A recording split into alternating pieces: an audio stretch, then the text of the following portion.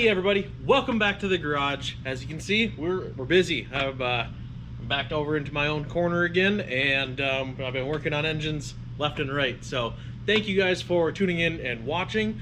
And I'm gonna get right to some of the stuff here.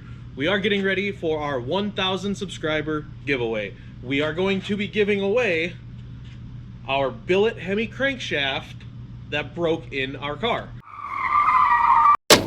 And we are going to weld it back together and make a, haha, look at that right there.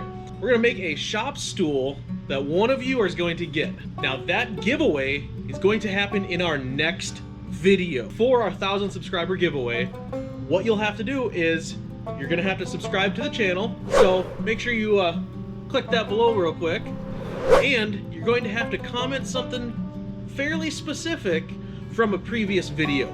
So if you haven't seen some of the older videos, make sure you go back and maybe watch a couple. I suggest the 5 days in a row down at South Georgia. Really good ones to go back and watch. All right, boys, prepare to be dazzled.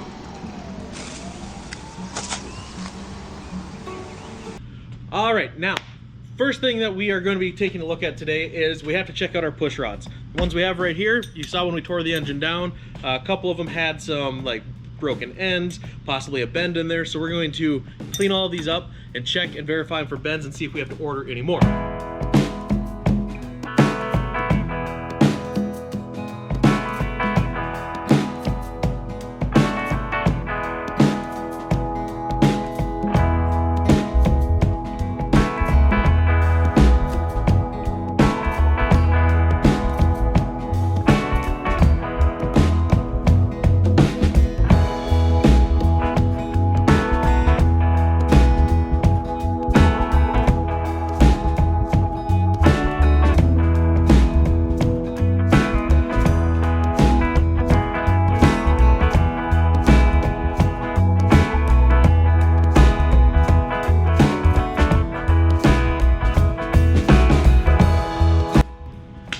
So you saw we had some bent push rods. I bent 3 intakes, which matches how many bent intake valves we had, and 5 exhaust push rods. So I got order 8 or so we'll order probably 6 and 4, and that way we had a couple spares, or if we missed one or something, we're good to go. So we'll get that going. Well, as you can see, the new billet block is here. This is the block that I had talked about in the previous video, that our old block was no good, and we got one heck of a deal on a billet Brad Anderson block. It's here. I got the camshaft put in it. It already had cam bearings. Andre out at Brad Anderson, if you're watching, thank you very much. He's the one who made this possible for us to get a block here. It does have a repair done to it previously, but the guys at Brad Anderson who repair them gave it a clean bill of health and said, go ahead and put whatever you want to it. It's strong. So very cool.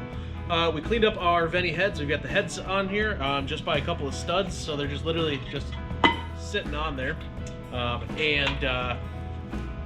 What we need to get figured out is, you see right here how the heads come up, and we've got this ledge. So if we put our intake manifold on, it's only going to come down to right here, and we're going to have quite the leaking area there that we're not going to be able to just fill with an RTV. So on our old block, we have a couple of rails there, but to make sure that we have everything measured properly on there, what we're gonna have to do is get the head gaskets on here as well, get our dowel pins in, get everything set on here, put a couple of studs and nuts on here, get it down, and then put the intake manifold on and take some measurements, take our old rails out and everything. So this is gonna be a little bit of a process. Let's get to it and show you guys exactly what building something like this. You know, when you're changing stuff around, you really have to look at some of the details so it doesn't bite you later on.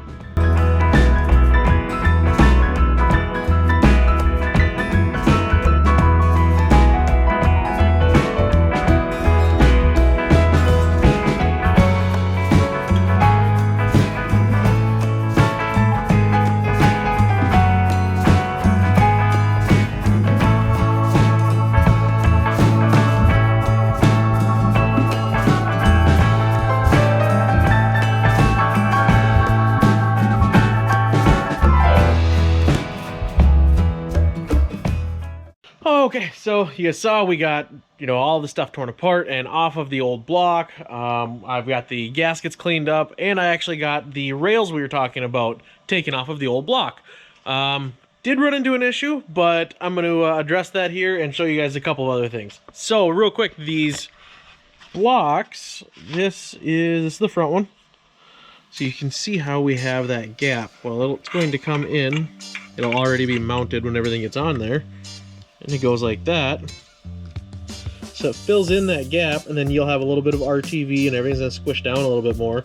And this gets drilled and tapped right here, and then a screw holds it in place right into the block here. So very common deal there. So we'll get that kind of taken care of. And like I said, we always RTV these areas right here. We have the rear one as well. That'll be in that general area. So now you can see how that makes it flat right here. So the intake manifold will be able to come down. Now, I'd love to toss the heads on here and show you that, but we did run into another problem. It's not a big problem, just we gotta do some drilling and it's getting late tonight. As you can see, I'm in a different shirt than I was earlier in this video because it's the next day. On the Hemis, there's two different placements of the head dowels on there. The earlier ones, like some of the early Keith Black blocks like we had before, they have them up high. Well, I'll show you exactly what we have here. On this block, this is the Brad Anderson block. Here is one of the dowels, and then we have our hole here, and then there's usually one up here. So when we put the head gasket on, you'll be able to see, there we go, and there's one here. Our heads are drilled for this hole. Our block is set up for this hole. If you look real close there, you can see it's really close to the sleeve. So I would rather use this one here. That means we're going to use this head gasket as a template for our cylinder head, and we'll flip this around and we'll indicate it in, and we're going to drill it on the mill. So that's going to take a little bit more time, and like I said, it's getting late, and I need to start welding up on that crankshaft for you guys. So let's go jump over to the welding section. So we're going to start over here. We have the front of the crank and the #1 journal that came off here. I did take the rod off so we can get a nice weld. We're going to get this fitted back with each other here, get a couple of welds on it, and then we're going to fit this whole piece to the rest of the crankshaft.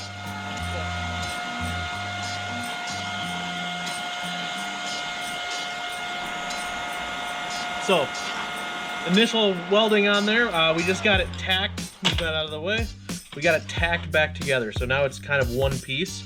We'll have to work our way around. We're gonna have to fill some of this in and weld all the way around this here. This is gonna be a tough one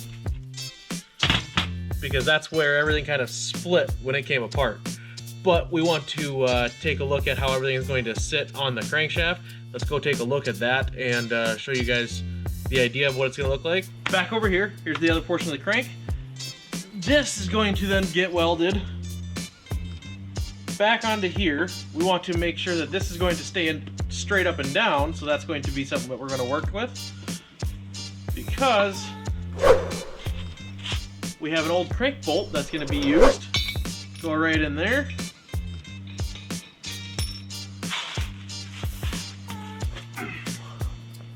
And we're going to attach our cushion. At the same time, I believe I have a couple of rods and pistons left over. We might put on one of the throws here and kind of get them to weld in place so it'll hold the pistons up, and use that as putting your feet on it. And then we have a old flex plate that's going to get re-drilled and for the Hemi crank, and it'll have a couple of bolts there so we can actually unthread everything, take it apart, and ship it to one of you guys. So, like I've said a couple of times, make sure you tune in for the next episode, where we're going to be giving this away. Thank you guys for watching. I appreciate it. And until next time, be safe out there.